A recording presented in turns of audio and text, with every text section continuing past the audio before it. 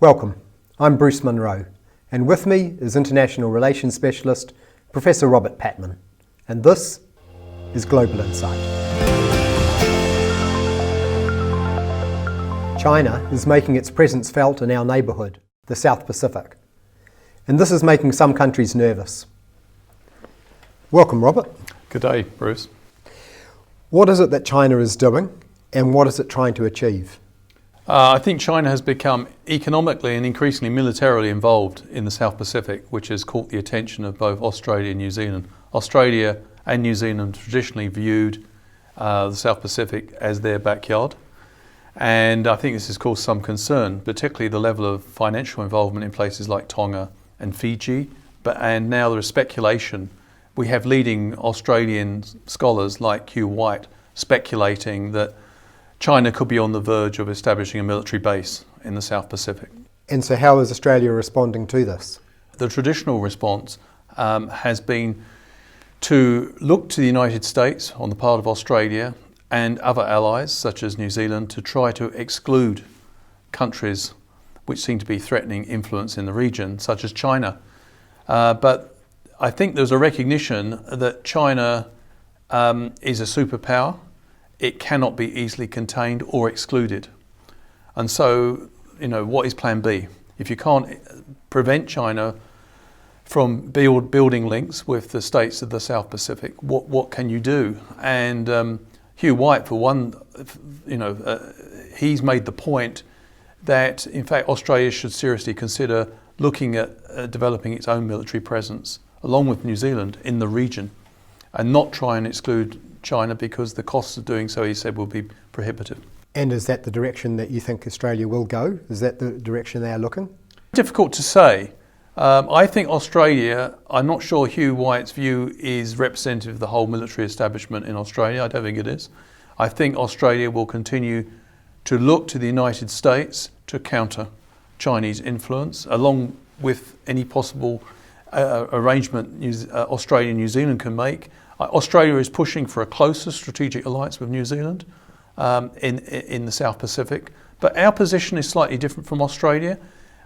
We do not have the same view of the world as Australia when it comes to strategic concerns, and in a sense, if you think about it, our relationship with the United States is not quite the same as Australia's relationship with the United States, and I think we're anxious to preserve the appearance and the substance of being an independent foreign policy player, because from our point of view, we have not just deep interest in the Pacific. The government has undergone a Pacific reset, spending a lot more money, in excess of 700 million New Zealand dollars, to boost investment in the region, so we're taking it very seriously. But I don't think the New Zealand government sees any contradiction between what it calls its Pacific reset, but also being seen as maintaining a credibly independent foreign policy, which is seen by many Asian states as qualitatively different from Australia's relationship with the United States. Are we just hiding behind Australia's skirts? Should we be doing more? I think we are doing more, and I think the government is doing more. And again, I'm not sure it's a question of hiding behind Australia's skirts or the United States' skirts. I think New Zealand has a slightly different view of China's future than Australia.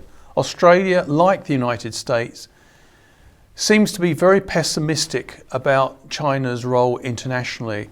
They seem to be taking the view that China will effortlessly continue its economic rise.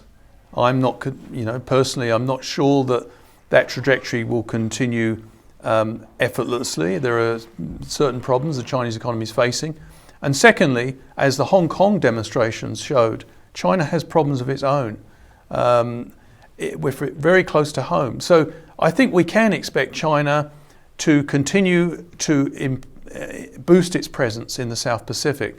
And I think that would be consistent with China's increasing self-image of itself as the second superpower. But that doesn't necessarily mean that anyway threatens New Zealand's interests in the region or Australia's. So it's an interesting situation. One thing is clear, after the Hawaii controversy, I think New Zealand is looking at China in quite a clear-eyed, hard-headed fashion now. So I think part of the Pacific reset is to counter the Chinese presence, but do so in a way which is not seen as lining up in a sort of pro-Western alliance against China as a rising power. Thank you, Robert. Thank you. And thank you for watching. Catch us next time on Global Insight. Ka kite anō.